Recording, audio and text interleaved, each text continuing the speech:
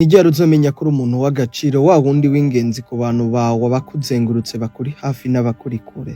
Isangemwo n'igihe uzotangura kumva ko ari wewe ukenewe wo gushirako akaburungu ko ku vyemezo vyiza vyizwe canke vyafashwe inyuma y'abandi bose.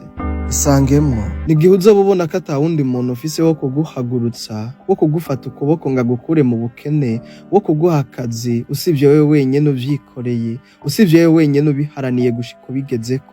Isangemwo ni mu gihe uzoba ushobora guheba, gusiga ivyo bamwe bita ko ari vyiza kugira ngo uje kurondera vyiza kurusha ivyo bo babona.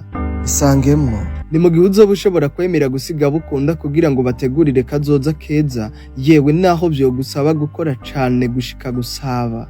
Isangemwo ni muri ca gihe uzoba ushobora kubwira umukoresha wawe ko akazi ukora utagomba kukabangikanya n'akandi kose yokwiyumvira kuguha, akazi nyene katari muri kontra yawe. Igihe uzoba ushobora kumubwiza ukuri ko ata kandi kazi kiwe ushobora gukora katari muri kontra, ko n'akazi ukora ugahemberwa ari uko wagakoze. Ushobora kumubwiza ukuri ko aguhemba kubera ko wamukoreye, abatamukoreye atazabahemba.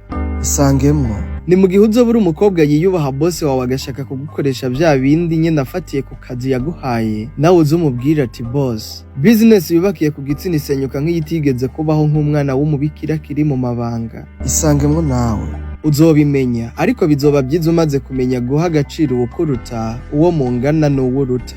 Bizoba ivy'agaciro niwemera kuba ingwanyi, ukiga kwemera kwakira gutsinda no gutsindwa. Gutsinda ko twese twipfuza gutsinda, ariko n'igihe utsinzwe menya ko watsinzwe uje gutegura gutsinda kandi. Isangemwo nawe rero.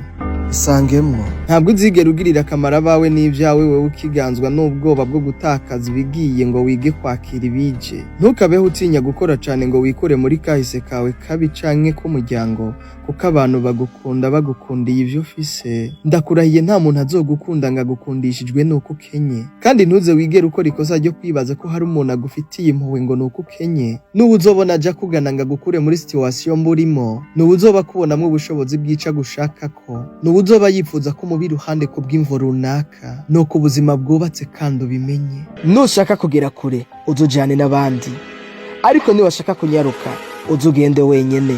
Dufatanye urugendo tugere kure hashoboka, twoye kwijana, kuko inzira y'umwe ntishika.